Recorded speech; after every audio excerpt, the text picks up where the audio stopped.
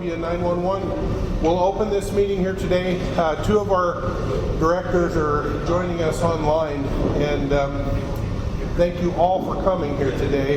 This is an important conversation for us all to have. With that, I'll go ahead and turn it over to Mike, and he can give us some introductions. Thanks, boss. So I think I know everybody. I'm Mike. This meeting is called on request of the User Advisory Committee, Next Gen Radio Group, Fire Defense Board, and the Board of Directors. You guys hear okay out there? I'm having some trouble right here, so Turn the ears off. you can turn them down. So we've continued the conversation with Federal Engineering to re-engage with us to continue the conversation based on the report that they provided to the district. The Advisory Committee, Fire Defense Board, and the Board of Directors asked for a specific, focused conversation on about 4 different things. They are description of the technical and performance differences between a standalone district-owned system and or joining one of the Clark Regional, the PRESA system or the WACA system, radio system, being hosted by them. So again, that's the difference, the description of the technical and performance differences between those two models. Identifying the difference between specifically the CRESA system and the WACA system. Identifying the difference in maintenance and support of a standalone system and or joining a existing 800 system. And then what has changed in the 20 plus years since Columbia 911 was advised to use VHF, and now either a 700 or 800 system is recommended. Everybody clear on that? We're looking for input, questions, conversation with the users. The board needs that to make an informed decision. To my left is our reps from Federal Engineering. There's actually 3. Lewis is at home, remote, under the influence of it. We have Rashid and we have Adam, and they're going to be running the presentation. And I believe they'd like to run through it first, have a conversation, and then open it up. So, is that correct, Rashid? We're ready to roll. Thank you. Thanks, Mike. Thank you all for being in attendance here today. As has been mentioned, our goal of Federal Engineering as a consultant is really to help to educate, answer questions, and just allow you to have all the information necessary for you to make an informed decision on the best course of action for the Columbia 911 District's radio system. So we are really here to just, again, answer the questions as honestly and factually as we can, present material that we prepared in preparation for this that's based on our work we've done for the district, and that was part of our scope of work. And of course, the way we're going to try to proceed, if it makes sense to all of you, our preference would be, just because some of these slides build upon the previous, we've kind of got it into 2 segments really. The first one addresses actually the last one of Mike's points about VHF and what's happened in 20 years, and then kind of a comparison of VHF to 7800 band. That'll get us probably midway of 7-8 slides, and then at that point we can open it up to questions. Because like I said, each slide builds on the previous. We can maybe have a discussion in that area. And then the subsequent slides really delve into the difference between owning and operating your own system versus joining a PRESA or WACA system, and then differences between PRESA and WACA, and kind of delving more into those. There's a handful of 7-8 slides on that that we can just, again, present, and then again have another session of discussion at that point. So that said, I'm going to turn it over to Adam Nelson, who's our coverage specialist, and he's going to walk us through the presentation on the VHF versus 7800 spectrum, and then we'll have a discussion on that. So, thank you, Rajiv. Afternoon, everyone. As Rajiv mentioned, the way the first part of this presentation is going to go is that I'm going to talk about, for probably the next 8 or 9 slides, differences between frequency bands that the potential radio systems we've been evaluating and that are in our alternatives analysis report that we provided can operate in. You're all probably familiar with VHF in use throughout the district. A lot of systems, 700, 800 megahertz systems are used around the area as well. So we're going to talk about the differences that exist between those types of systems. And as Rajiv mentioned, what we'd like to do is by the end of this first section here, right when my slides are done, that's when I think we'd like to get the questions from you and all, and we can have a back and forth. We can go back to some previous slides if you have any questions at that point, and we can do it that way. So moving on, we can grab a clicker here. Okay, the current VHF situation. First bullet there that I've got, it says VHF is prone to interference. That has been voiced to us through communications we've had throughout this project as an existing problem with existing systems. One of the benefits of VHF is that the signals tend to travel farther than higher frequency bands like 700, 800 megahertz systems, but the problem with that is that sometimes interference can come from far flung. So interference problems tend to present themselves more in VHF systems than they do typically in frequencies that are higher. We can say here that it's an unstructured band. VHF, the way the FCC licenses out those channels, is that you can have your frequencies from your tower and your frequencies from your radios right next to each other. And if there's any bleed over or anything like that, that can cause some interference problems. Other frequency bands, they have those, the FCC separates those out so that the outbound signals from the tower don't interfere with the inbound signals from the radios. So that's why we're saying that VHF is an unstructured band. Say that it is a congested band. It is very widely used, especially through the discipline of firefighting. VHF frequencies are very commonly used, and as a result, sometimes it's difficult to get additional licenses for additional channels when you're building out a new system.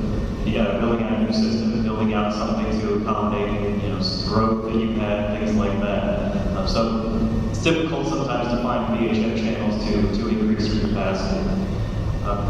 Say at the bottom here, there's several neighboring jurisdictions that chose the 700, 800 megahertz networks. We're going to talk about those too, the systems, the CRESA system and the WACA system that we've evaluated. It's impossible to communicate on those systems with them if you only have a VHF radio and they don't have a VHF component to their radio as well. They're operating exclusively in those higher frequency bands. If you don't have a dual band radio that can operate in those channels, then you can't talk to them on VHF. So as far as the benefits of one of those higher frequency networks, by the way, the two systems that we're talking about, the neighboring agencies, the CRESA system and the WACA system, they both operate using 800 megahertz frequencies. In the presentation here, I usually say 700 and 800. They're pretty much interchangeable as far as their capability, so I a lot of times just say 700, 800. But both of these systems are 800 megahertz that we're talking about. It's a structured band. It's less congested, and it is a structured band. So the problems with interference that you would get with the outbound signals versus the inbound, that's non-existent in 700 or 800 megahertz networks because the FCC has separated those frequency bands. There's less congestion, meaning there's less users on the system. There's less licensees out there putting out as much power and causing problems. And also I say here that there is typically better in-building penetration.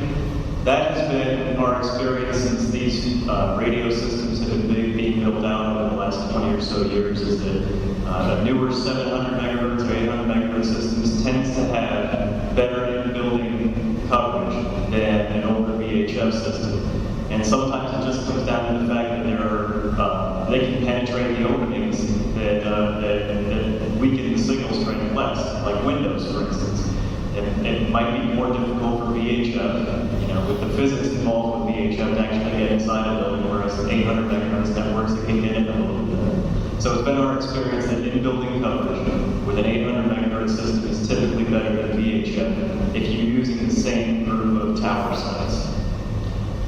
The interoperability with the neighboring systems that we were just talking about, and more frequencies are available. It's not as congested in those frequency bands, so as a result, if you need to license additional channels to support your growth, build out a new system, they're typically there for you, especially as a public safety network.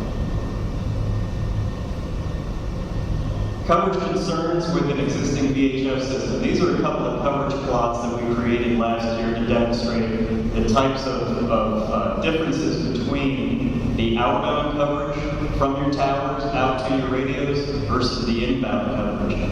And I won't go into what all this means here, but basically, if you have a lot of green and yellow on this map, and not as much, it's much smaller on the right. What that's saying is that this map right here, this is your outbound, this is the coverage from your towers out to the radios. You have, in a lot of cases, better coverage in the outbound direction than you do coming back, which is the map on the right. That is a very common thing in VHF systems. VHF systems a lot of times require additional sites just to try and improve that map on the right, to try and make it just as good as the map on the left. But a lot of times it's still difficult to do that. This is the reason why you have additional sites. There are some additional sites that are shown on the map on the right in red that are there specifically to try and improve what's called the receive coverage. They're there to be able to hear the radios from the field and get those signals back into the system to try and improve coverage. But even with that, there's still typically a gap between the map on the left and the map on the right that's pretty substantial. We see that with a lot of older VHF systems. And this is typically how they're deployed with these additional sites for receive-only purposes.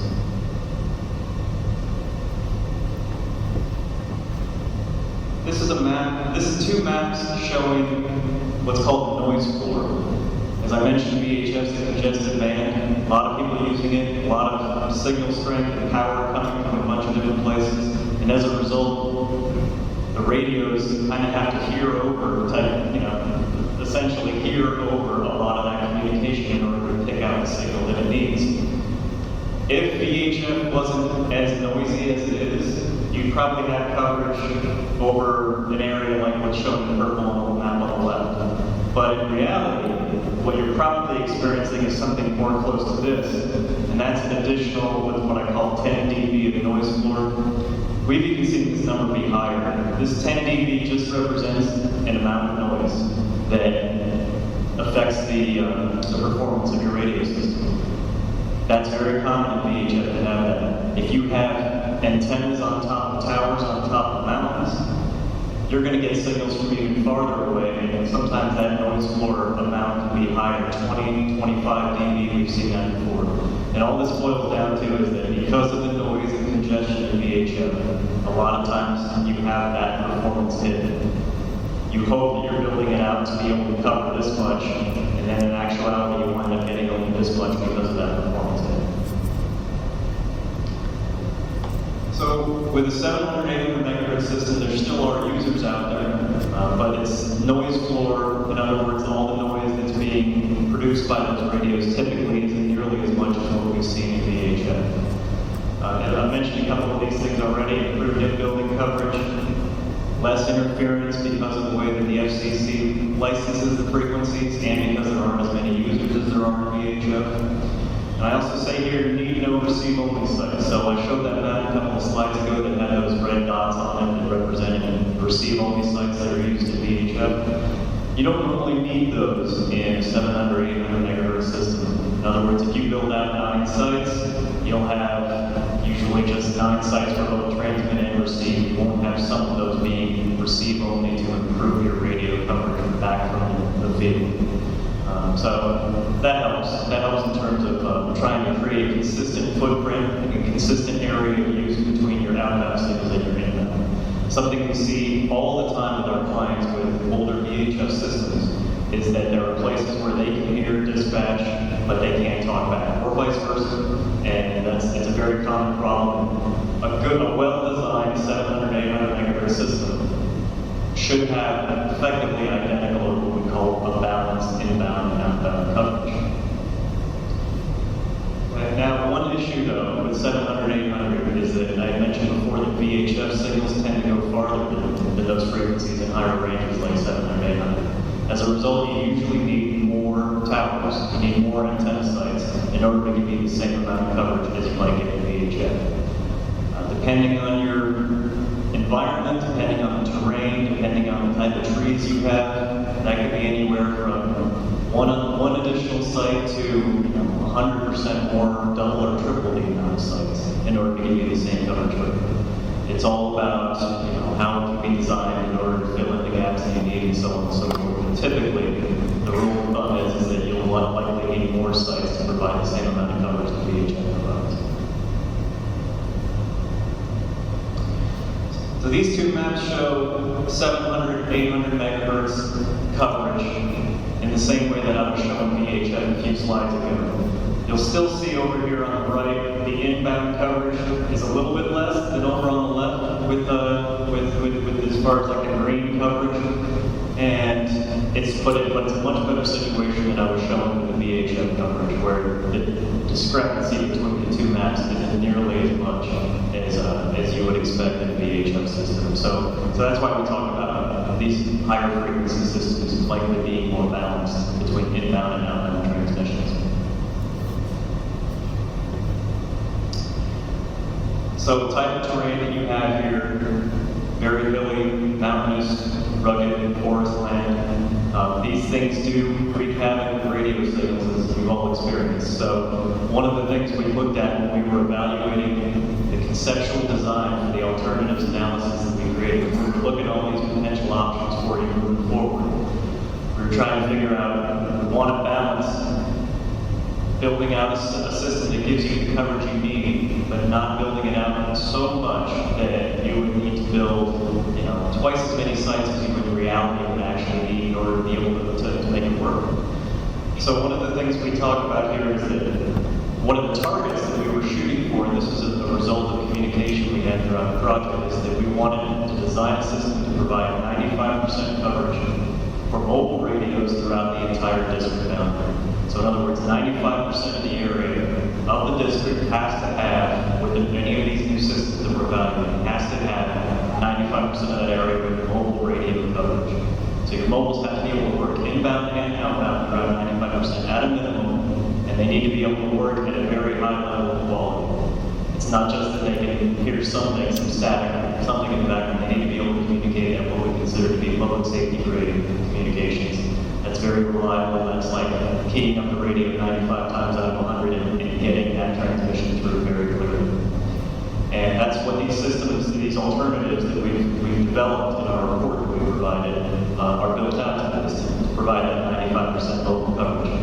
What that does, though, is that your portable radio coverage, which isn't going to be as much as your mobile radio coverage, there are some areas that maybe aren't going to be quite as good as you want them to be. So in those areas, and I've got this area right here highlighted, along this roadway here that goes through the purple area, that's an area that has mobile coverage that's very good, but the portable coverage might be a little spotty. In those areas like that, you may still have usable coverage. Doesn't mean that it's necessarily going to go away altogether, but there might be, in the alternatives that we looked at and we put together, there might be some places where your portable coverage isn't quite as good. And in those situations, you can do things like use vehicular repeaters, which are devices that are installed in your vehicles that kind of act as an extension of the network. They can hear as well as a mobile, and they can transmit out to anybody who's using a portable within range of that vehicle so that they can use their portable radio.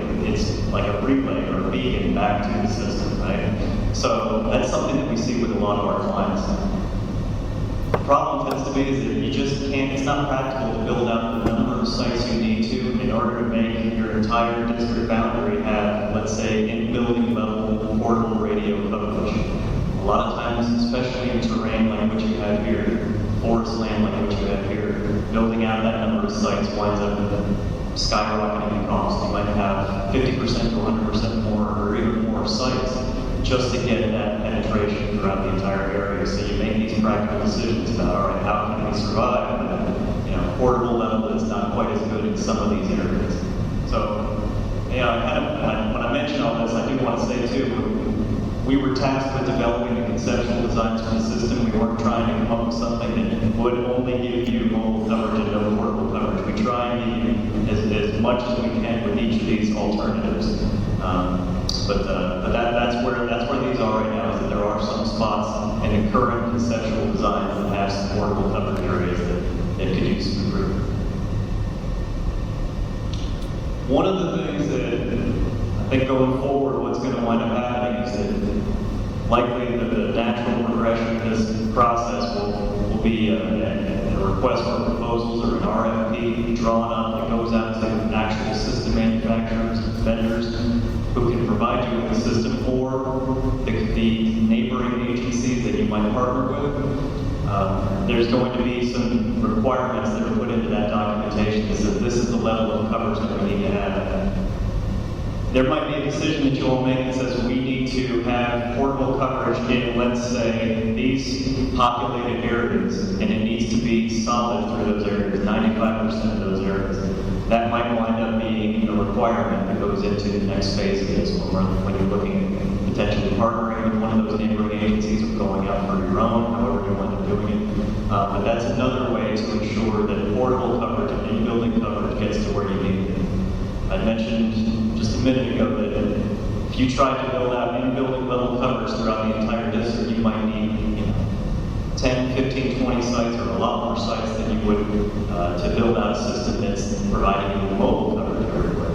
So a lot of times we see our clients do this where they'll develop these areas that they know that they need to have portable in-building coverage and define that in the direction that they go, whether it be going out their own system, partnering with somebody else, so on and so forth. So defining those areas is important for figuring out where you absolutely need portable radio coverage. And that's just a practical decision-making process.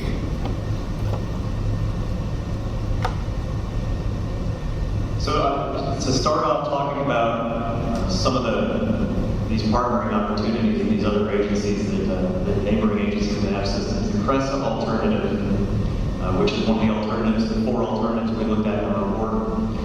What that involves is adding 4 new radio sites within your district to improve the coverage that that system currently provides within the district. You get some coverage from that system already. The majority of it's over in Clark County, but they have a site at Rainier Hill, they have a site at Nicolai. And as a result, improving that coverage of that current system that they have up to a level that gives you that 95% mobile coverage involves adding 4 new sites to that system.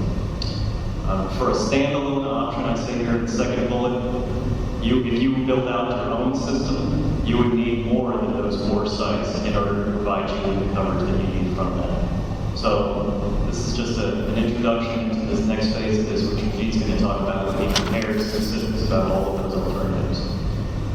Before we get into that though, this is the end of my section, so I wanted to put it out there for any questions about any of the stuff I've talked about, coverage, spectrum, anything. Yes, sir. Right, you mentioned 95% coverage several times in the presentation. Now, what we keep going back on is that, are you talking about 95% average, or are we talking about a consistent 95% coverage throughout our entire areas?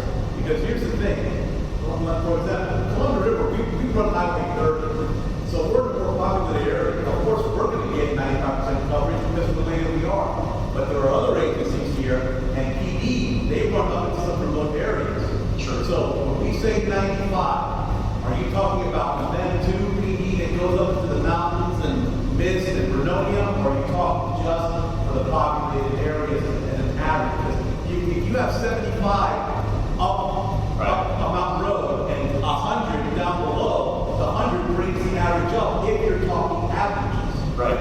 So I think that one of our concerns is that we're all looking for consistent communication throughout. Sure. So I thought I would clarify. No, that's an excellent question. In case anybody didn't hear that who's listening on the call, the question is the 95% coverage that I'm talking about is a target for mobile radio coverage representative of the average throughout the entire district area, or is it only in specific areas, and how exactly is that 95 evaluated? I'm going to go back to a few slides ago to show the coverage of, for instance, these 2 maps right here are for the CRESA alternative. So this is the one that I was just talking about, where you've got admin additional 4 sites to the coverage that's already being provided by the Cresta system.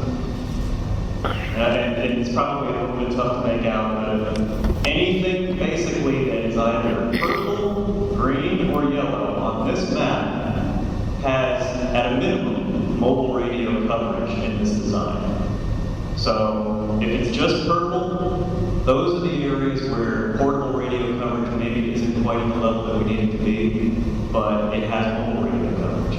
So to answer your question about what does 95% means, that means that we looked at this design and we said there cannot be more than 5% of the district boundary that has none of this, has no coverage. And there are some spots here, you can see on this side of the screen here, there are some spots here that don't show mobile radio coverage. There's no purple, yellow bordering. And that might wind up being something that is unacceptable for you in terms of how you move forward with this. You might say that we need to figure out some way that coverage gets provided in that area. But I do want to state a couple of things about that. First of all, 95% of a target area is a very common thing for radio systems these days. When you go out, if you were to go out for, let's say, 100% radio coverage over your area, you would likely get something that might be a little bit more than what you need, because you might already get with a 95% design coverage everywhere you need it. So there's a risk there of spending more money and attention than you need. But there's also something that isn't very clear in these maps, and that is that there already likely is some coverage that you'll get in those white areas, but it doesn't quite meet that level of what we call public safety grade. So to if you've been using legacy VHF analog systems for a couple of decades, you've gotten used to hearing scratches. Some places, you maybe know the dispatcher's voice, you can recognize certain words, things like that. You come to accept a certain level of maybe lesser quality as usable. With these newer systems, you shouldn't have that, but there might still be some usable signal in these white areas. It just happens to be a little bit below what we consider that public safety threshold to be. So I'm not here to say that no matter what, the system that you all wind up going with has to be built out to this specific design. There's still a lot of decisions going forward depending on which one is selected. How you move forward with what sites you want to go with. We just wanted to make sure that we considered your needs and figured out what a system would likely need to be in order to provide you with what you need. So it's kind of a long way of answering the question, but there are some parts of the district that aren't covered with that are left uncovered in terms of the 95%. And Brigitte's going to show exactly what those percentages are for each alternative. Some of them are up to 98, I think, but they all meet at least 95. And there should, like I said, still be some signal in some of these uncovered areas as well. So, if you have any response to that or any follow-up to that, does that answer your question as far as? Yeah. Okay. I think you were next up. So I have a couple of questions. Sure. Sort of revolving around the same topic. I think it was pretty clear from the presentation that there were a lot of challenges that were presented with VHF systems. You consistently harped on in-building coverage, but we also have to contend with marine coverage. So are you trying to tell us that? I'm sorry, what was that? Continue with what? Vessels down the water. Are you also trying to say that 800, 700 will have the same kind of penetration on our boats in addition to buildings? That's an excellent question. So the question is, will boats be penetrated to the same extent as buildings were, or is there any consideration for that? Just to clarify, you mean vessel, not boat? Vessel, excuse me, okay. So we're talking about heavy-duty steel pipe construction of these vessels, so it's okay. Well, let me talk about what in-building coverage means on these maps. So, I'm sorry, go ahead. I don't need you to go too in depth on that because it's not a key sticking point for us in our district, but I was just sure that you captured that, because I know the answer to that question. But moving along, with the 800, sorry, the 7800 systems, you know, we've got, there are 2 users that still use VHF that are statewide, ODF and also Oregon State Police. So why is it that their system is not as good as ours, or not as good as what you're recommending, for something that works statewide? And then sort of an add-on to that, you didn't really highlight any negatives on 7800 systems. And I find that hard to believe. I mean, there's no way you can sit here or stand here and tell us that there is no issues with the 7800, because one thing that comes to mind right off the bat is cost. When you migrate to 7800, you're looking at triple the cost for what we're paying right now for VHF pack set or handheld compared to going to that 7800 handheld. Right? So could you talk a little bit more about the true disparities between the system and the negatives on the 7800? Because I can't believe that of the 2 systems you're describing, all the problems in the world rely on solely the VHF platform. Now, that's excellent questions, and I definitely was not trying to say that in any way the VHF system is inadequate, especially if it's meeting the needs of the agencies that are using it, like ODF. I think Rajiv's going to wind up showing us that the radios that we put into the conceptual design are all dual band radios, correct? So that means that the radios that we spec'd out the cost for and everything in the design for this would be able to operate both VHF and 800. So if you have an agency like a state agency that you need interoperability with, those channels can potentially be programmed into the new radios as well as operating on the new 800 megahertz system. So in terms of any negatives with 700, 800, I mean, the big thing since these systems have been being built out for the last 20 years or so has been usually the amount of sites that you need to build out in order to equal the coverage. So I was part of not an experiment, but a process about 15 years ago where we were in here in the northwest of Oregon, and we tested out VHF coverage versus 700 megahertz coverage. We installed some repeaters on several mountaintops and went out and did some drive testing and collected data on it. And what we found was that 700 actually performed not necessarily a lot better than VHF, but a lot better than what the conventional wisdom said it was likely going to operate with the trees, with the terrain. There was a lot of concern about whether or not you would just lose the signal altogether. And what we found that it actually did perform well. But does a brand new VHF or a brand new 700, 800 megahertz system compare in terms of the exact level of coverage of a brand new VHF system? In theory, no. You would need more sites in order to get more sites in 700, 800 to equal the coverage that you get from VHF. Just one real quick point about that. That's if you're comparing, let's say, a brand new VHF system operating the way it's supposed to as it was installed day one, and let's say using the same type of technology as what the 700, 800 megahertz system. If you are comparing an older VHF analog system with a newer digital 700, 800 megahertz system, there are some benefits to that newer technology that allows that to even narrow that gap a little bit further between VHF and 800. Now, I'm definitely not here to say that VHF systems are inadequate. If they're well designed and they're performing like they should, they're perfectly useful. But there are definitely decisions to be made.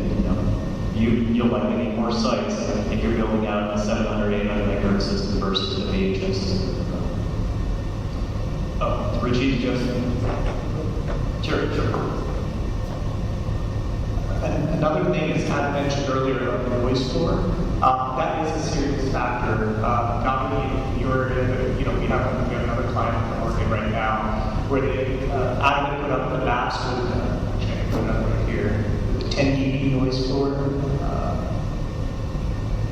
And you saw the impact it made. Well, the vendor in that other area, Oregon, that is implementing a system that's what they call a spectrum fingerprinting analysis.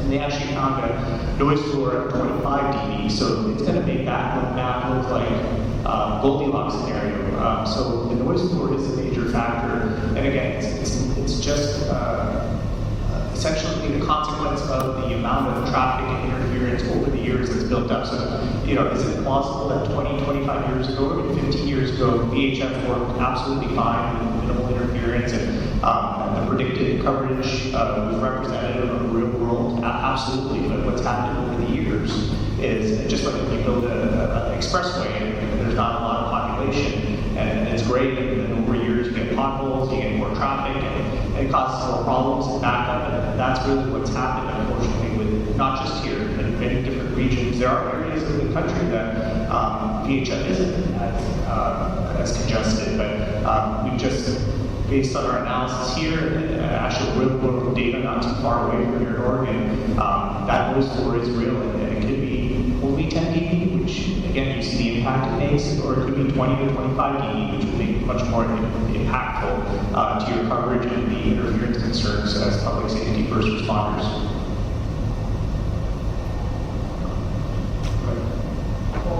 Okay, so let me see if I understand what you're saying right now. Sure.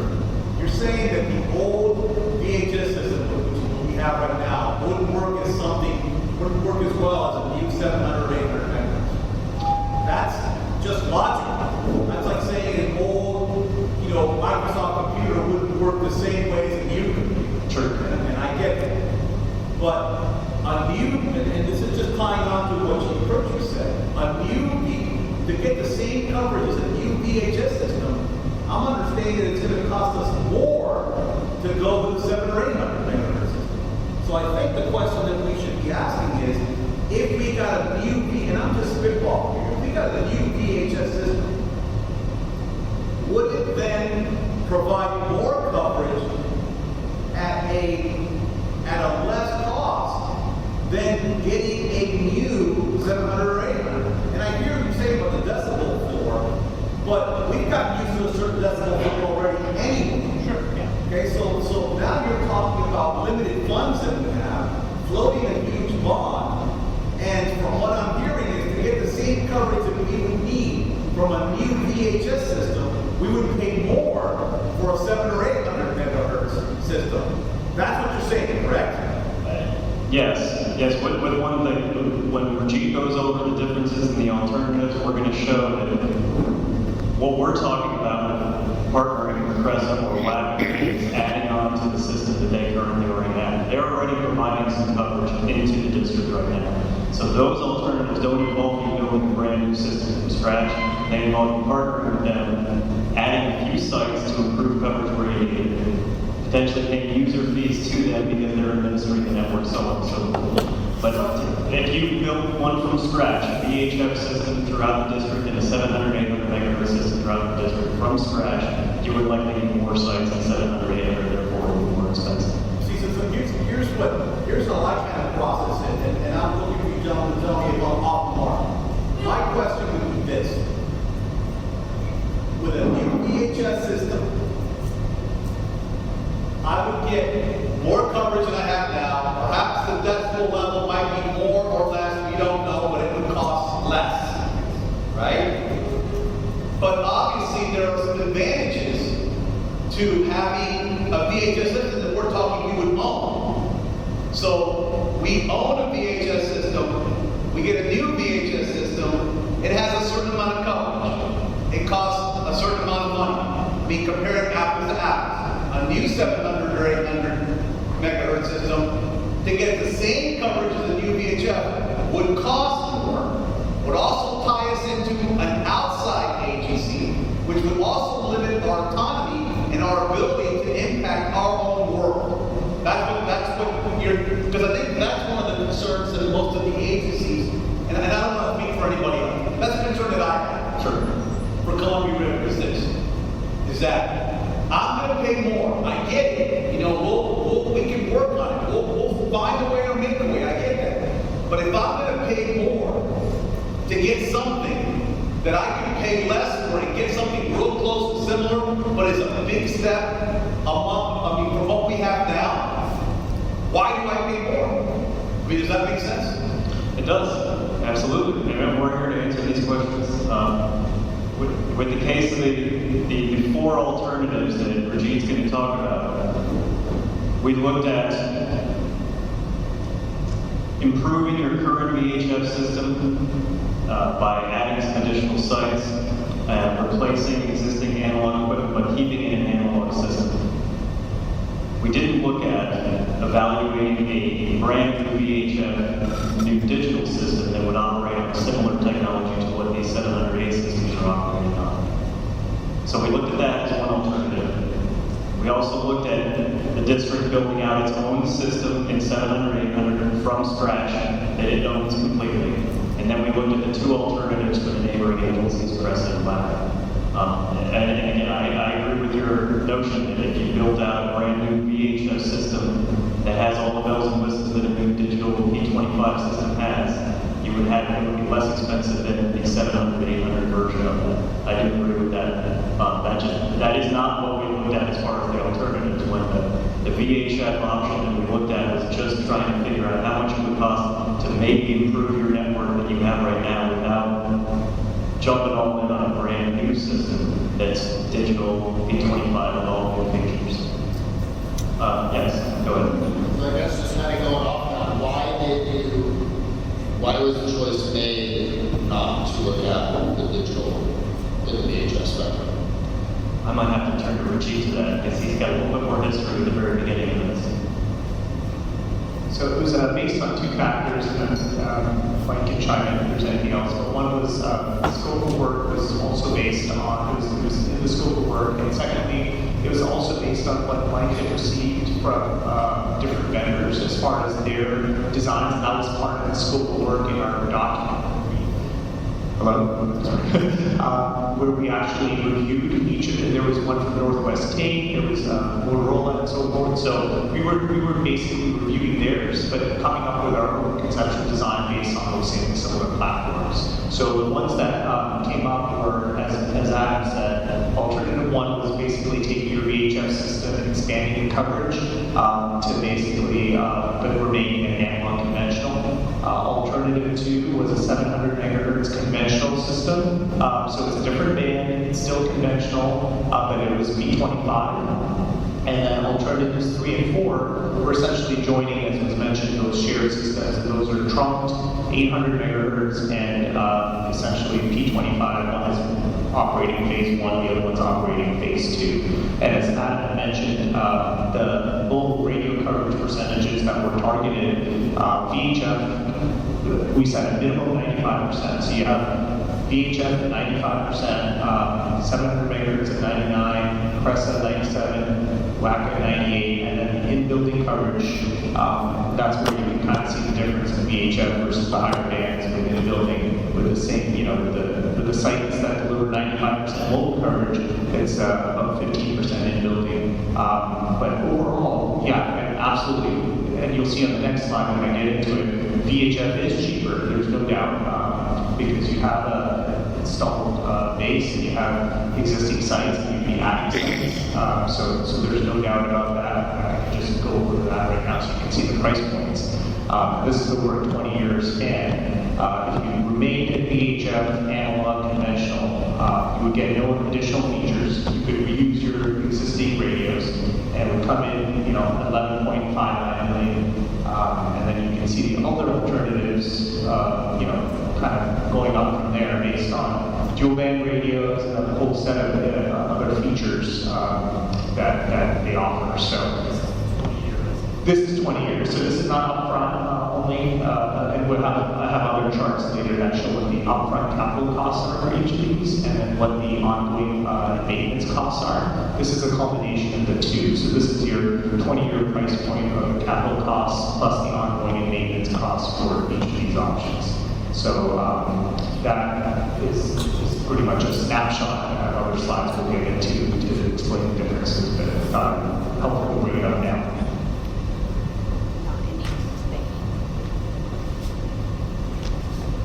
I know you were wanting to ask a question earlier, I'm sorry. Yeah, actually, Chief Richard kind of got a big one. But the other thing I was just kind of curious, what's the RF propagation model process are you guys using? As far areas. When you're creating the maps and those coverage maps, I mean, is that like a, computer-generated theoretical model approach, or are you actually putting out like a propagation beacon all over our county to actually see how true No. those theoretical processes really are? Now this is a combination of a couple of things.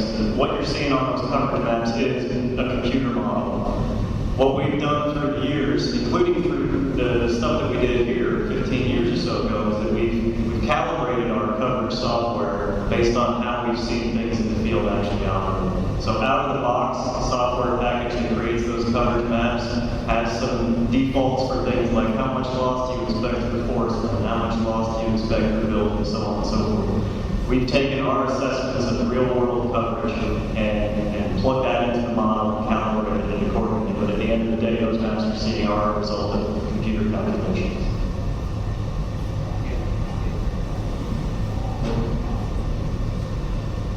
I'm actually going to follow back up, question for Mike. We're not hearing that. You guys don't need to turn it off. I can hear you. All right, my question is actually kind of going to go back towards Mike, following up on my previous. I was there for the RFI and the presentation was like forever ago. Did they say they can't do digital VHF, or was it just not an option they wanted to run with?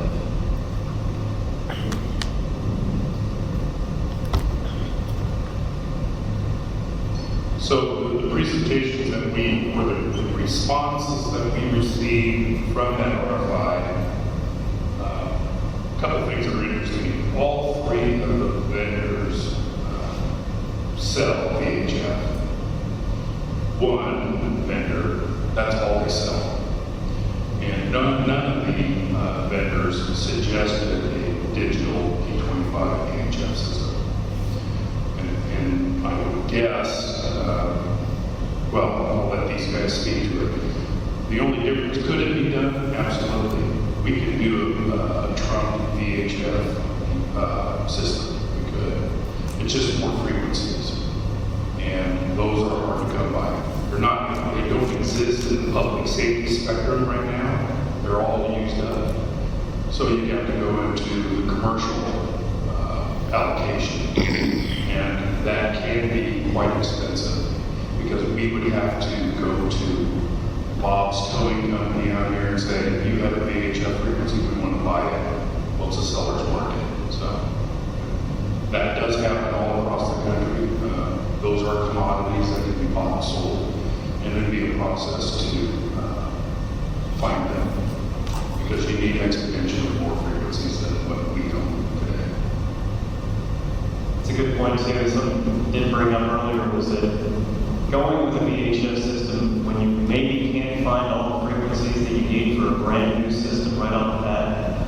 We've seen this with a lot of our clients where what they have to do is figure out how to shut down 2 or 3 of their current VHF frequencies or a certain amount of them, migrate those over to the new system, and perform this sort of partial migration in order to get everything to the new system.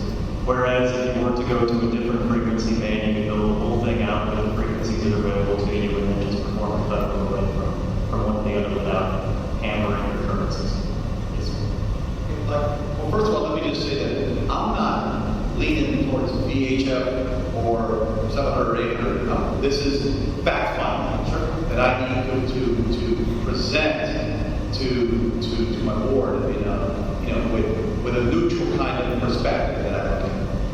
But and I totally acquiesce to the recommendations made by Mr. Fletcher. He's obviously a subject matter expert as far as I'm concerned.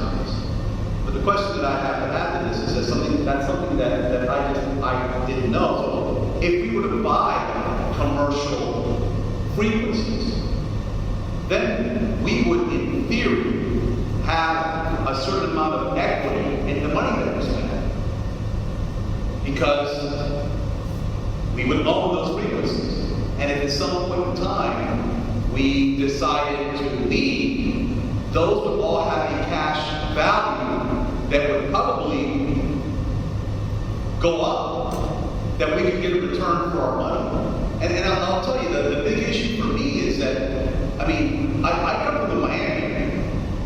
You know, so we're dropping $20-30 million down there, where City of Miami's got 1.5 million people living in it. It's not, I mean, you can absorb it, but we don't have 1 million people living in Columbia County.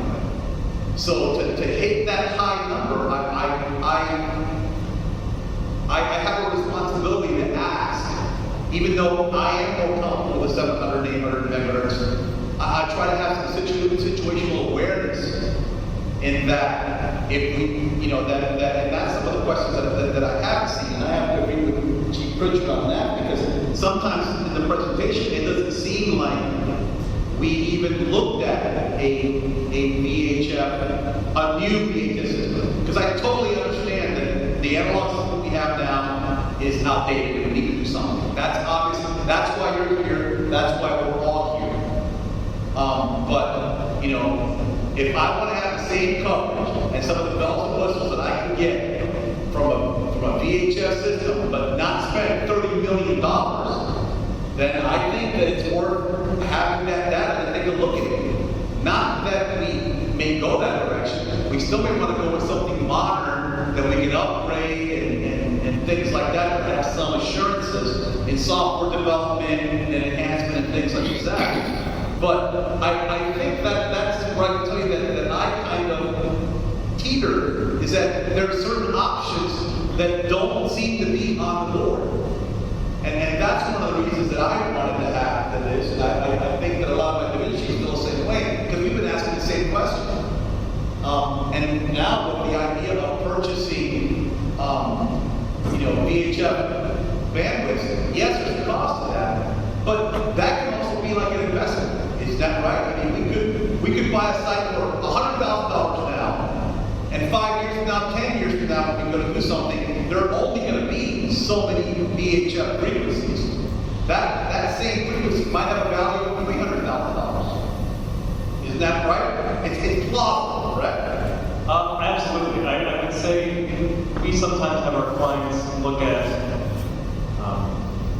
building a brand new tower, let's say, if they need coverage in a certain area, versus leasing space on a cellular tower, a block down the road. And they ask us, how long would it be for us to start making some money back on this brand new tower that we're investing by putting out the word to people that, hey, we've got this brand new tower, Verizon, you can hang some antennas on here, so, do that kind of thing. And a lot of times we run, just kind of as much of a scientific guess as we can 10 years down the road or so. Usually it's going to take probably 10 to 12 years to start making your money back on the tower that you built just brand new. But that's only if the demand is there. And it's the same with frequencies too. I'm not saying that there won't be demand for VHF, but it's possible that some of the users that are on VHF now might have abandoned it at that time. Where you have it licensed at one of these sites might not be the exact place that they'll be licensed at, and as a result, they might not be able to use it in their configuration. I'm not saying that they wouldn't have more value, but there would still have to be a demand for that specific frequency where you have it licensed. Well, because conceptually, there's always going to be organizations that have moving to 700 or 800 be cost prohibitive.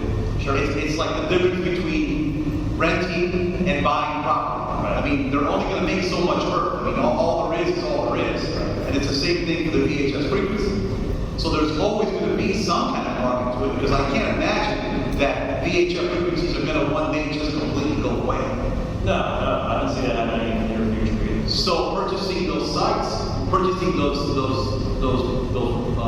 frequencies, and one way or another, again, it's the difference between renting a house and buying.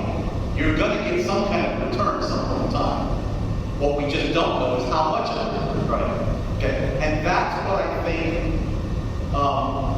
And talking to some of my colleagues, that we had the raised eyebrows because there was options like this that I had never heard of. I don't know if anybody else had contemplated these things, but I'm always looking for something creative that can bring money into the district, and that's why I brought it in. And not having those things discussed, I would like to appear to burden. That's why I'm glad I'm hearing you now. I think it's a great great point. And yeah, you want to be as creative as you can when it comes to figuring out how to pay for a huge investment like this. I think I'm going to echo Mike's statements about frequency availability. It's probably the biggest, if you want to say, strike against VHF. It is an X factor. You don't know necessarily, and we've done some preliminary evaluation of VHF frequency availability, but not gone down to the nuts and bolts of it to figure out whether or not if you did build a brand new system, that you'd be able to license enough frequencies that you'd be able to have running at the same time as the frequencies you have right now, and it would support all that traffic. Those are the types of analysis that would have to be done before probably making a selection for VHF, is whether or not it's actually going to be feasible. If, let's say, you go to the commercial person and say, all right, I want one of your frequencies, they might be able to give that to you. They might only have it at one location in the district. They might not have it throughout the entire operational area of your district. Therefore, that channel might not be able to be put in simulcast configuration at all those sites. There are things like that that might wind up rearing their head later on down the road. And that's why usually when we say the tricky part with VHF is spectrum is because that's what 700 and 800 channels are a lot easier to come by, especially with your public safety and availability.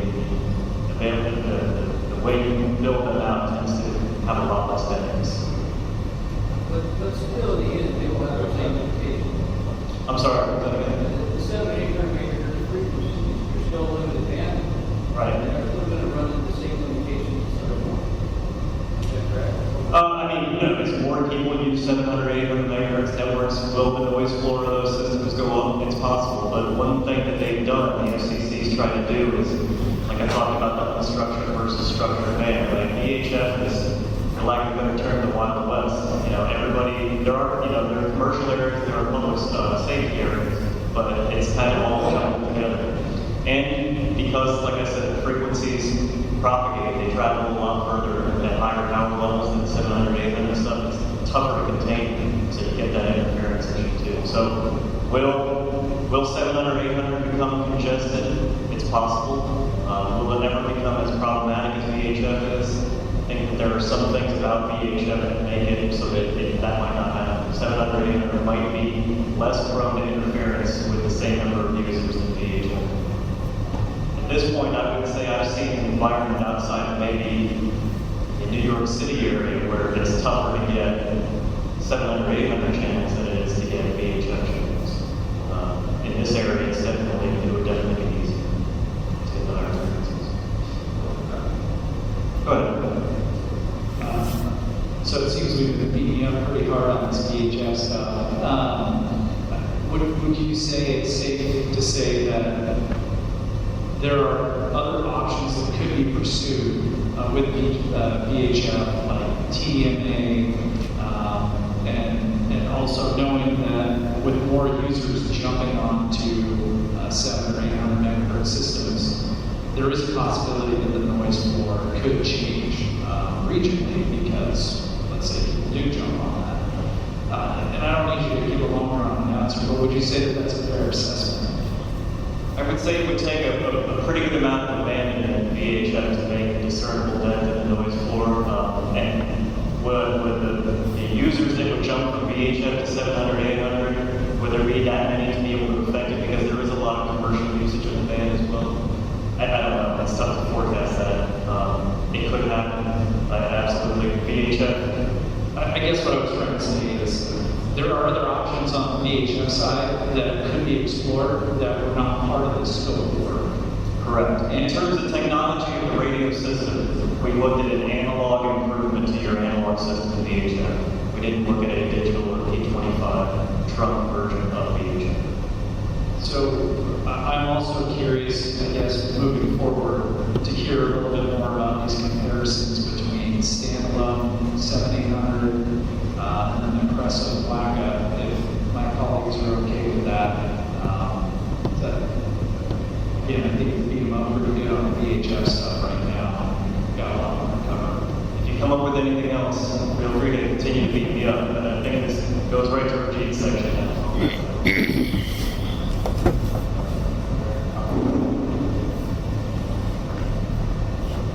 And I did do a quick check on something here.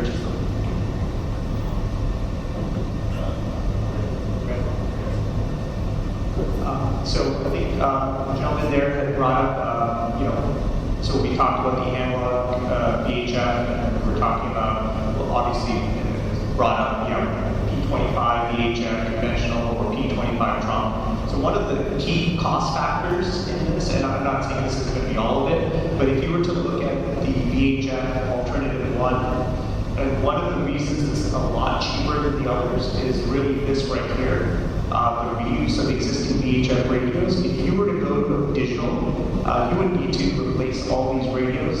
And even if you did go to dual band, you're looking at something in the neighborhood of $5-6 million right there.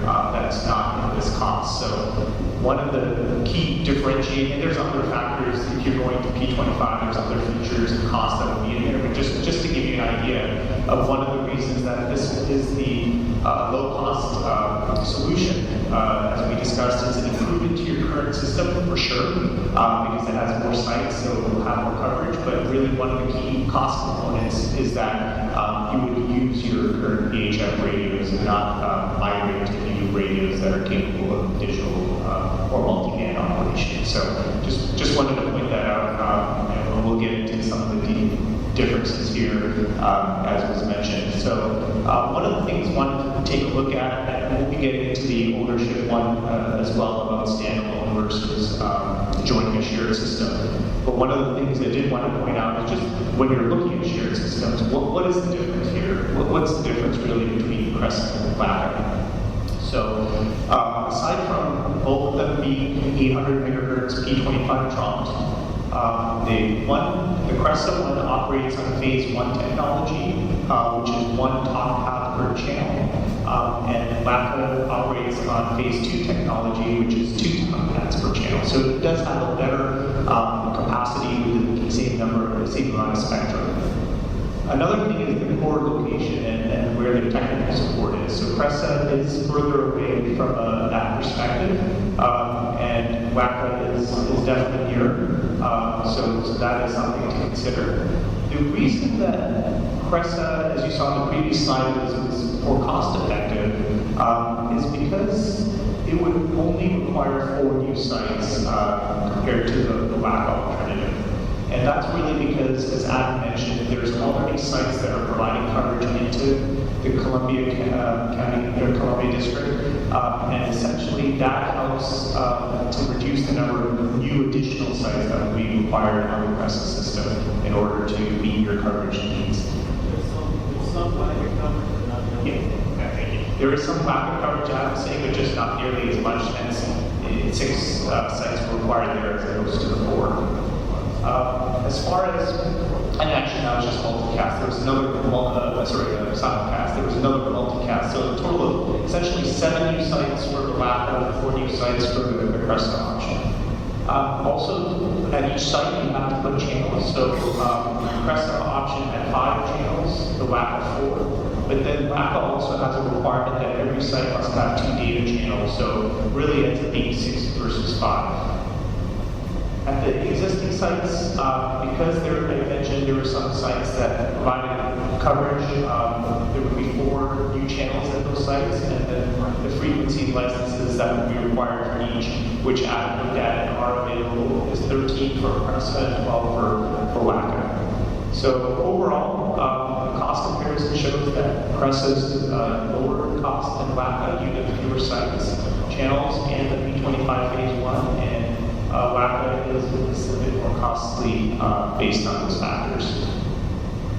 So that's really the comparison of the two from that perspective. Now let's get into what are the pros and cons of owning and operating your own system. And this is really talking about the VHF build at your own and also the 700 megahertz build at your own. So of course, huge, as was brought up earlier, huge positive, right? Full ownership. You own, operate, and maintain your system. You're sole owner, fully accountable for it, and that is one of the pros of going in your own. On the con side, on the 700 megahertz that was brought up in the previous slide, it is more expensive to implement and operate than the VHF, what I would call enhancement to your current system. Overall capacity remains the same. So for what was discussed with the VHF spectrum, if you are going to stay with the analog conventional, you won't be going out to try and acquire new or obtain new frequencies. With 700, there is spectrum available, and it does require 7 channels at those 9 sites. So those channels are available should you decide to go 700 megahertz, building your own type system. Same thing here with the spectrum. The features, because the 700 megahertz was P25 conventional, unlike the VHF option we looked at, you do have the ability to have encryption on those channels or on a subset of those channels. So that is one other differentiator. So the VHF would have really no new features than what you have today. You would have better coverage than what you have today with the additional sites, but nothing new from a feature perspective. Reliability, I mean, essentially, pretty much same level of reliability. It would be new equipment, it would be under warranty, so that you get all those benefits. But overall, there's no real redundancy or any of that stuff built in. So if you lose a site, you lose the coverage that site provides until it's rectified or repaired. You lose a channel, again, same deal. You lose that channel until it gets back on the air. Of course, big benefit is the interoperability piece, where you can keep on your current VHF radios and still be able to interoperate with who you can today. And then, of course, as we talked about, VHF is the least costly of the alternatives. The VHF, 700 megahertz, building your own was the most costly of the, more costly than the VHF and the Crest. I think would be the WAC was more expensive than that.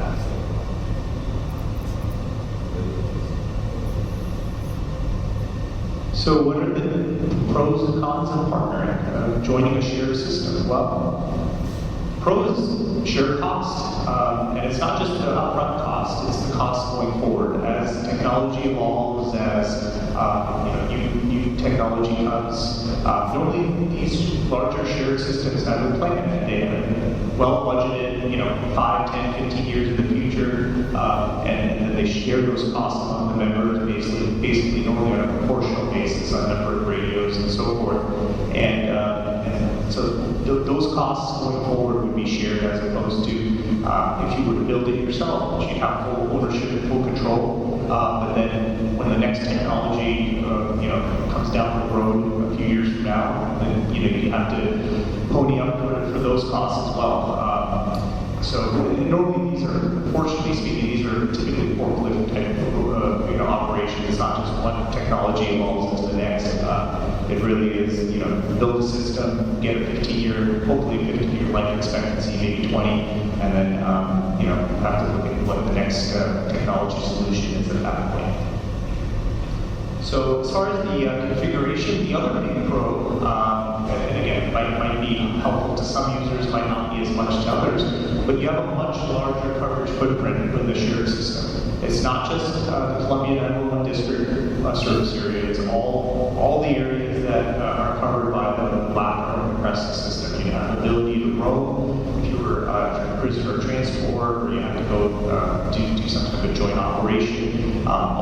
Everything that they cover, you would have access to, not just the part that covers the Columbia district service area. The cons are, those coverage requirements drive additional RF sites and backhaul, but those backhaul you have to connect anyways to the system. From a capacity standpoint, it does provide better capacity than you would have with either of the options of building your own system.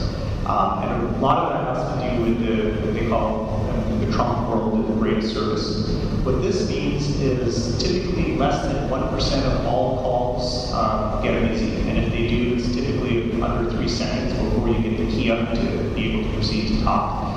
So both the Crest and the WACA adhere to this rate of service quality. So you can be pretty much anywhere in the system, and 99 times out of 100 you should be able to key up and get access to the channel.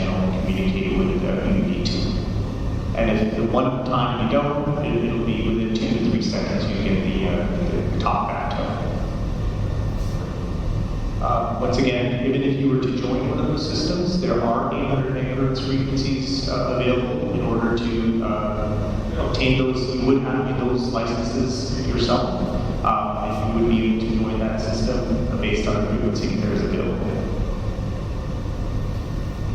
As far as features, they do come, Trunking comes with a whole host of features. A couple of the big ones highlighted here is encryption, AES encryption, that again allows, especially some of the law enforcement talk groups to be encrypted so no one can hear what's being discussed.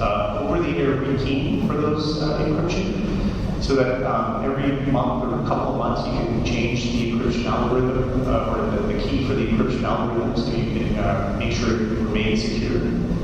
And then over-the-air programming, so you don't have to go in with your vehicle or take your portable radio in. If you need some new features or change in who you need to communicate with, it can be done over the air. You just have to inform them and they can program it as such. So there's definitely some efficiencies gained from that, and also less cumbersome for the officer or the folks in the field. So this does require more hardware, software licensing, but once again, that's part of their system. Both the Crest and WACA offer these features and functionality. The big difference is really reliability. This is where these trunk systems of this size really have a lot of redundancy built into it. They have what they call redundant port configurations. Because of the number of users in the area on it, essentially this means a downtime of next to nothing unless something really catastrophic has happened. So should one port go down, you still have full communications to the other port. Officer on the street won't even notice the difference. Should one channel go down, probably won't even know it went down because it's trunk configuration. So as a result, it just automatically rolls over to the next channel and you still have access on your top group. So there would be no hiccups there. So a number of redundancies that really help with the uptime for the enhancement of your communications. As far as interoperability, I think that was discussed earlier. Because these are 800 megahertz trunked, you would have the ability to communicate with all the other users on that WACA. So if you're a WACA user, you'd be able to communicate with all the other WACA users. Plus, you can program and press the users into your system as well. As far as your VHF, interoperability partners would program that into your radios because that would then allow you to access their systems, whether there was a state system that was brought on and others, you would be able to access that on your VHF portion of your radio. So you have interoperability with basically all the 800 megahertz interoperability users on the Crest and WACA, and then all your existing VHF interoperability partners that you have today through the use of the VHF portion of the radio. And again, Cresta is the least expensive of the build-it-your-own 700 megahertz and the WACA. WACA is the most expensive of all, but of course, as I pointed out, the VHF is the lowest cost of all the options we looked at. So here are some of the differences of owning versus partnering. So again, kind of going back to what are the key things you might care about? Well, technical support, system security, how do you go about getting hardware and software upgrades, on-site support, repair. So for all these, the county would be Cook County, the 911 district would be fully responsible. If they own the system, VHF remains the same. 700 megahertz, of course, requires additional frequencies. But overall, you would have a higher O&M than you have today. That's operations and maintenance costs because of the additional sites, both the VHF and the 700 megahertz district-owned system. If you were to partner, again, you would have to be responsible for your own backhaul to those sites, but all the other aspects are included in cost estimates. Dispatch, backhaul, subscriber support. Of course, if you are partnering, there's also we'll talk about it here, but you have the subscriber fees as well. So that has a consideration of course, when you talk about partnering and ongoing costs. Site maintenance, the district would be, again, fully responsible for all issues that occur in the sites. As anything transpires, it would all be a part of their O&M budget. With the partnering, there's potential for a hybrid model where you would still support your sites as far as the shelters and HVAC and so forth, but the partner could be responsible for some of the radio equipment, microwave system, and subscriber units. And again, that's because they're already responsible for, whether you're Crest or WAC, they already have that responsibility today for their other sites. So if you were to join one of those systems, a hybrid partnership could be worked out in order to support the system.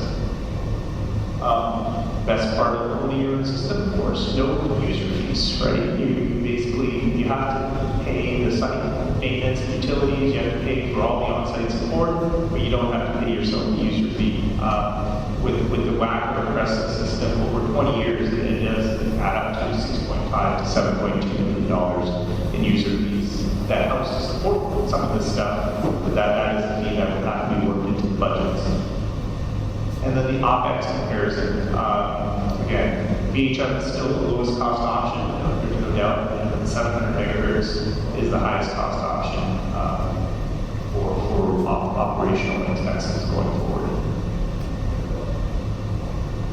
So here's some of the graphs to kind of help break it down further to see the differences.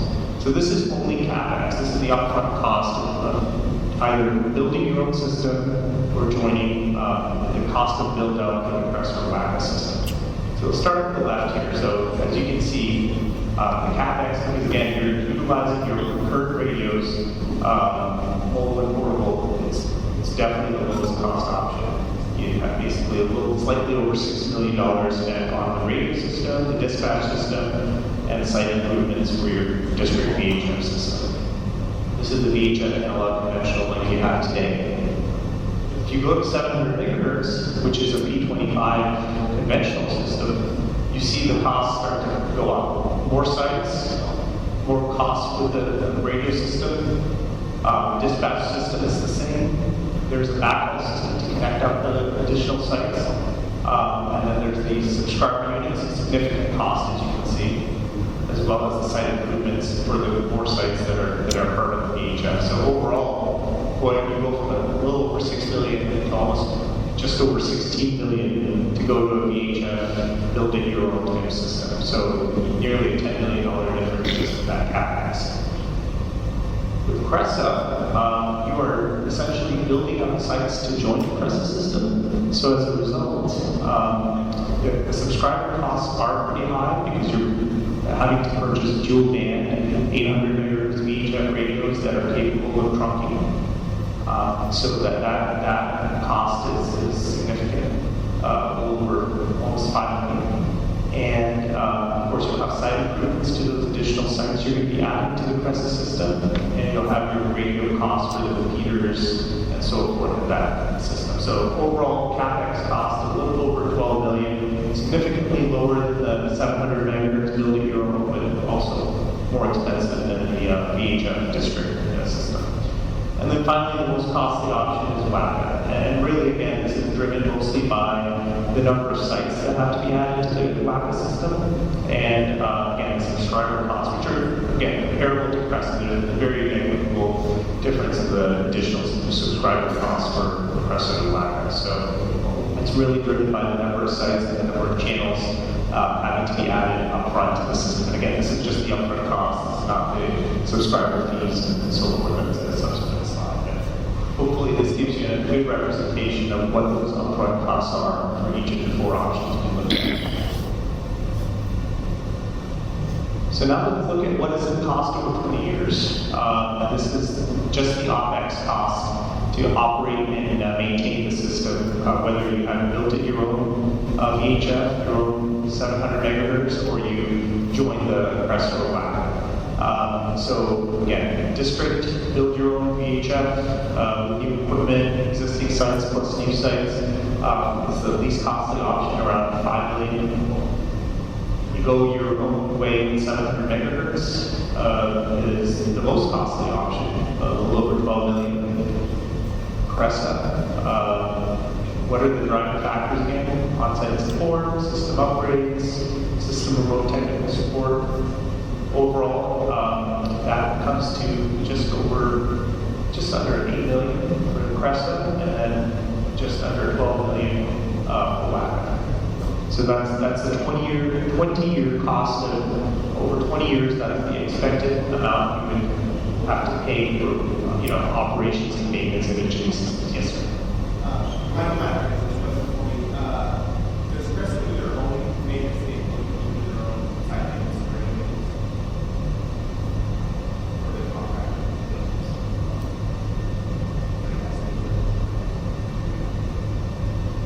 So the question was, does Cressa have its own technical support staff to maintain sites, user subscriber radios? The answer is yes, they do. The question that we have is, right now, we don't have a clear answer whether they would support our sites. So that's an outlier question that we would have to factor that cost or negotiate that with them to cover our sites. I got a question. So if you guys decide to go with this, to go with Cressa, is Cressa, that they can take over dispatch, should C911 go down? Can they dispatch for us if your site, for some reason, errors, the ice comes out, right, and we still do dispatch?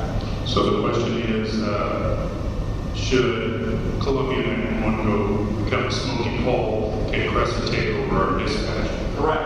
Technically, they could do the radio. It wouldn't have CAD, it wouldn't have telephone. And the second question I have is, if we built out our own VHF system, which being floated here, would we be relying on a private contractor for maintenance of that system? Yes. Okay. Good question. Thank you. This is the last slide, second last slide, sorry. Yeah, last slide, and then we can have, of course, more discussion. But again, just kind of recapping, total cost of ownership, very much here shows with the user fees, with the OpEx, with the CapEx, what do those dollar costs look like? And again, District VHF is the lowest because of those factors we talked about. First of all, this is analog conventional. It's essentially your current system with additional sites, no new radios. We saw in the previous graphs that it makes up a considerable amount of the overall costs. No dual band, just basically your current VHF system with additional sites. That's a low cost option. 20-year total cost of ownership is a little over $10 million, about $11 million. If you build your own 700 megahertz, this is the P25 conventional option. You need new radios, you need new sites, you will migrate to a 700 megahertz band, but it's still yours. You fully own and operate, hence no user fees. That option comes in just under $30 million over a 20-year span. Cressa, this is again made up of the upfront cost here, the OpEx cost, and the user fees. That would be 27 million, which is still lower than the district-owned 700 megahertz, but still significantly higher than the VHF. And the WACA is the most expensive option, again, mostly driven by this CapEx cost, which is similar to the district 700 megahertz one. You add on the user fees and the OpEx, and you're looking close to about 35 million or so. Yes, sir. What's it going to take for you to put the column that's obviously missing in there, that is VHF, digital, P25, and all of that, so that we have a true comparison of what VHF current technology and VHF old technology looks like in the comparison to that? Sure. Yeah. So if you went district VHF P25. Oh, sorry. The question was, what would it look like from a cost perspective if we weren't looking at district VHF analog conventional, but maybe looking at P25 conventional? similar to what the 700 megahertz and maybe P25 trunking.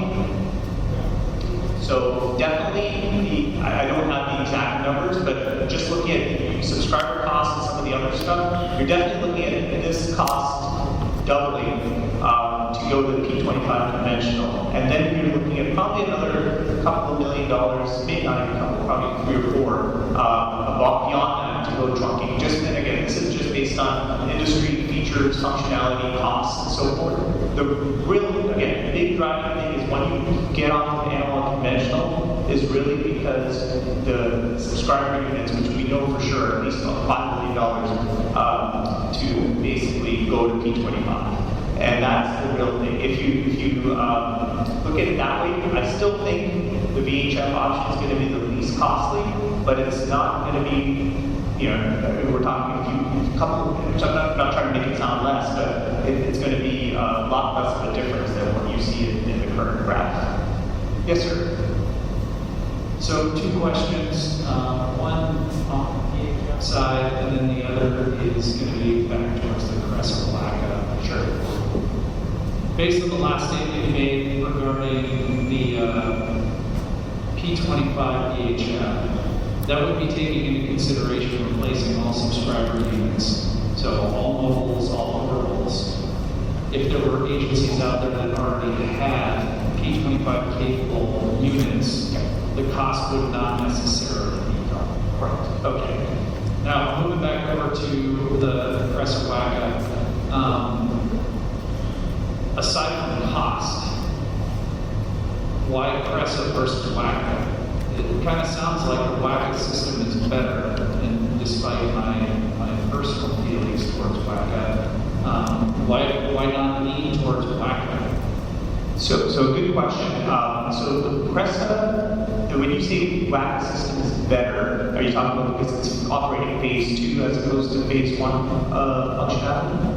I think phase 2 definitely is a consideration, but when you look at the features, you look at the fact that Wacka is in Oregon and they're right over the hill versus Cresa, which is across the river, not as easily able to respond.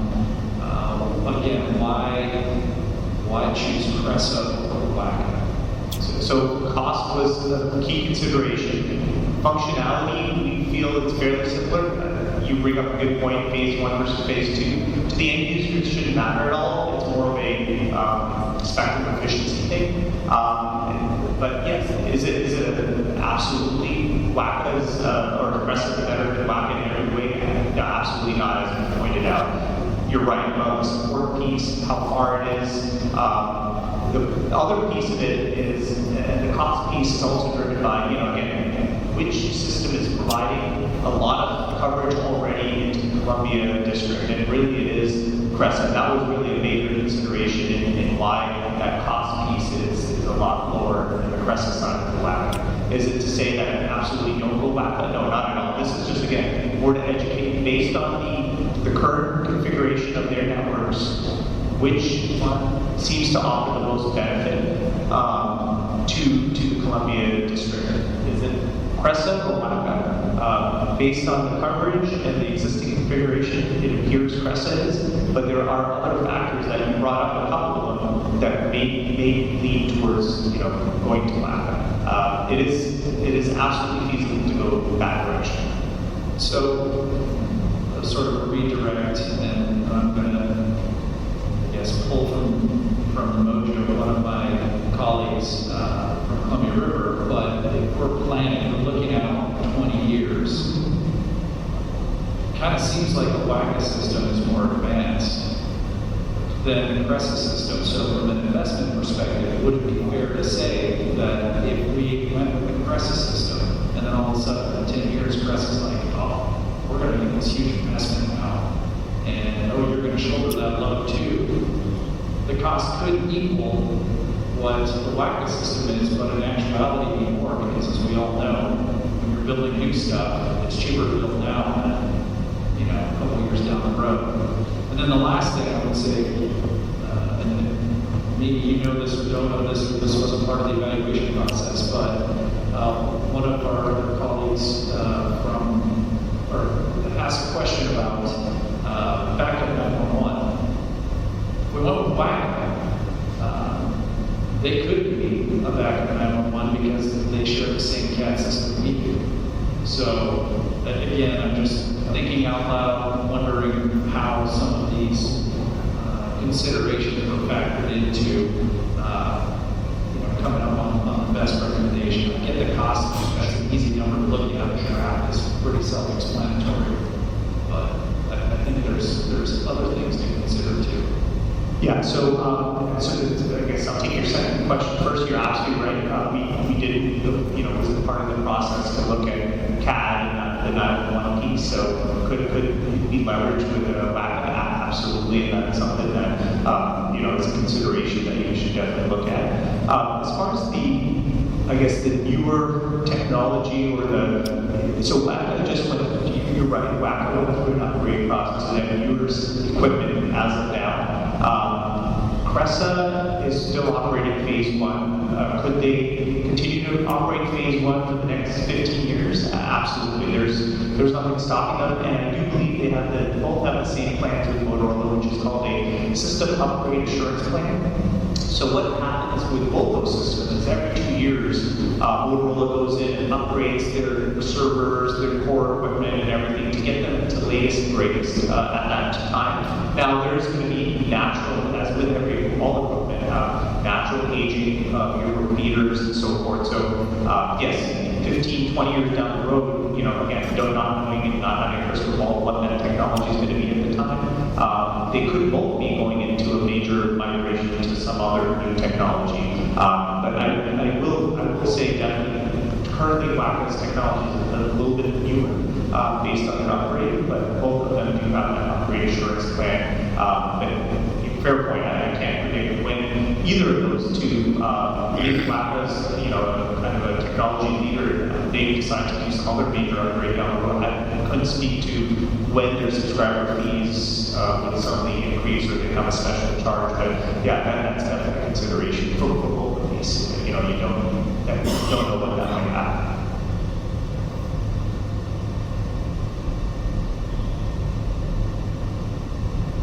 Other questions?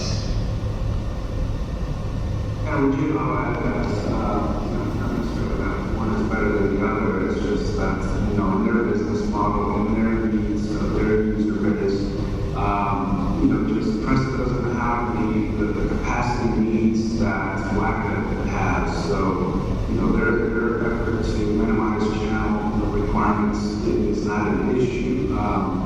So the reason WACA is phase 2 is that, they have a lot more users and they need to minimize the number of channels at site. So that's kind of driven their, current deployment.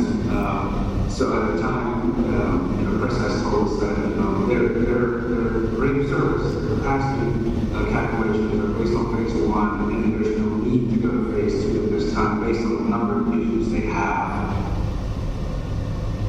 Thank you, Louis.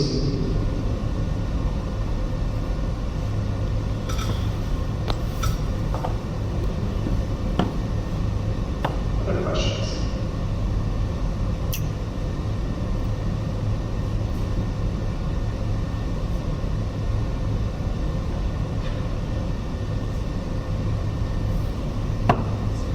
I will add one thing that I try to remind my bosses, regardless of what system we go to, we have a capacity issue at our physical facility at Columbia Animal.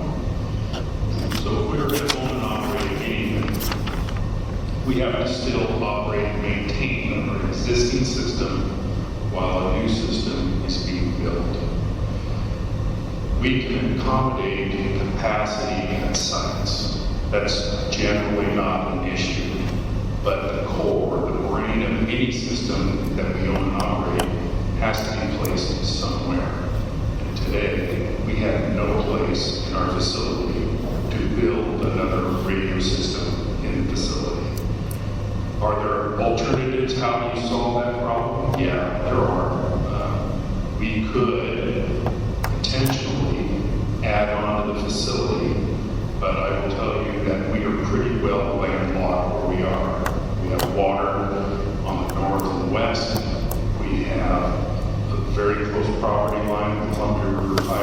our south, emergency management is to the southeast, and a private business to our east. So we're locked where we are unless we go up, and that's not likely on a prefab building. Could we get a module, a temporary trailer or something in the parking lot to build? Yes, that's done too. That's just more cost because you have to route everything, and then you have to take the logistics of building, bringing it up, decommissioning the old, relocate. It's a consideration. And then you do the other thing, which is the WACA solution, is they included it in their bond to build a new building. That's not likely for this project either. So it's just things that we got to think about the totality of any project that we do. There's different components that we have to take into consideration in the totality of the project. Chief. Thank you, sir. I think that's a very important point for all the users and the board to consider. Not speaking for any agency, but as I turn around and look at St. Helens PD, and you guys are building a new building, correct?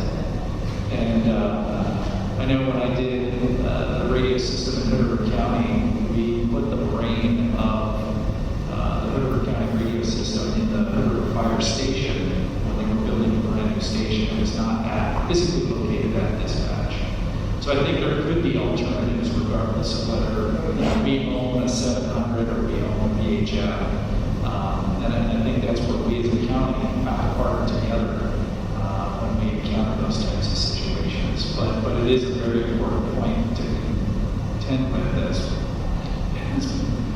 The decision day looms on what system we're going to end up with.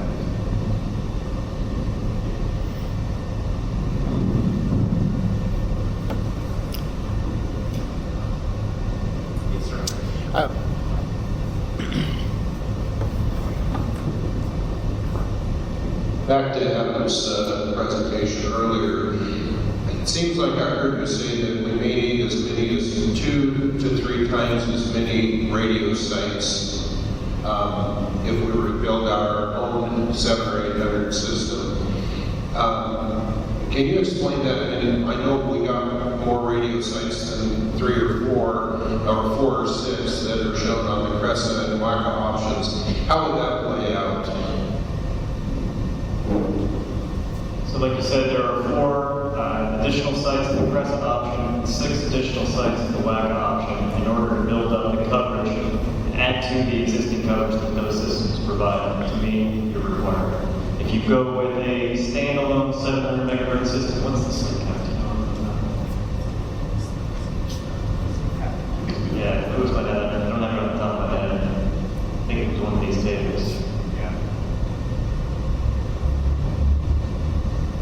Just a second here. I want to speak after.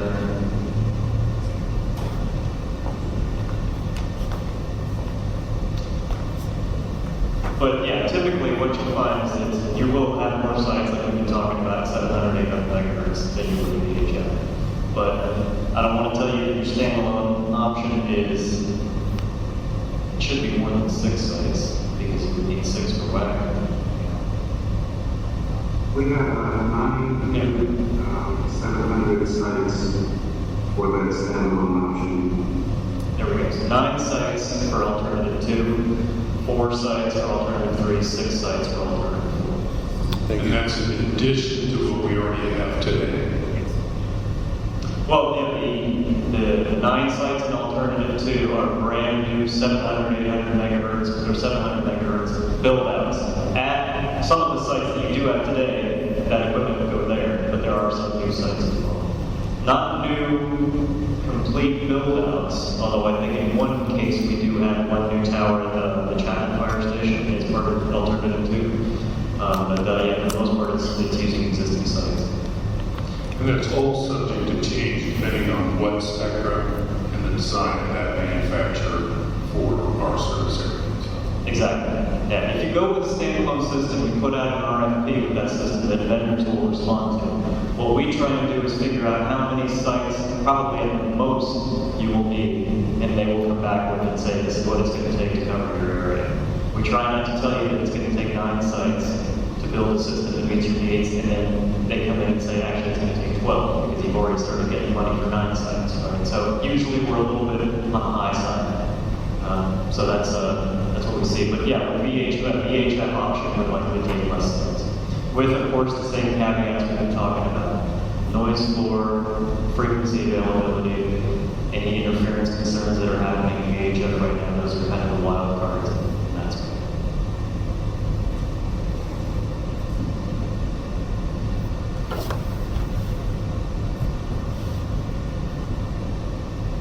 Any other questions?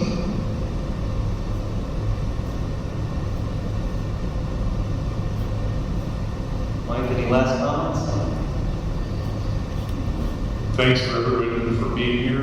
I'm not too sure what the next steps are. I can assure you that there's no decision made today. The board meets again at the end of, it is the 1st of February, so later this month. I'm sure there'll be more conversation. Said this before, I don't tell them what to do, but I take their lead. If they have more questions, I'll get the answers. If they need more input from this group, I will solicit your participation again. But they lead, and I will let you know.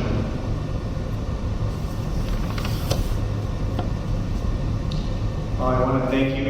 Great discussion. Again, hopefully from your end, you found this informative. Our goal is to be as factual as possible. We have no skin in the game with which way you guys go. We're here to support you, so we want to make sure you know the difference between the different options, the different bands, and really are as educated going into this decision process as can be. Knowledge is power, and so any other questions come up, I'm sure we'll be in touch with Mike and the team here. But really, our goals, whichever direction you all choose, we would love to be a partner with you as you move forward. We've done many systems where clients get to this juncture and that they make a decision, and we see that system right through until it's on the air and public safety responders are on it, and that to us is our greatest satisfaction. We call it cradle to grave consulting.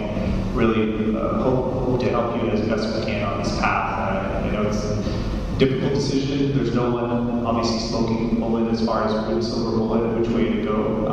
But I do believe you have some good options, and it's just a matter of what's best for the district and its users. So thank you again for your time and participation. Thank you.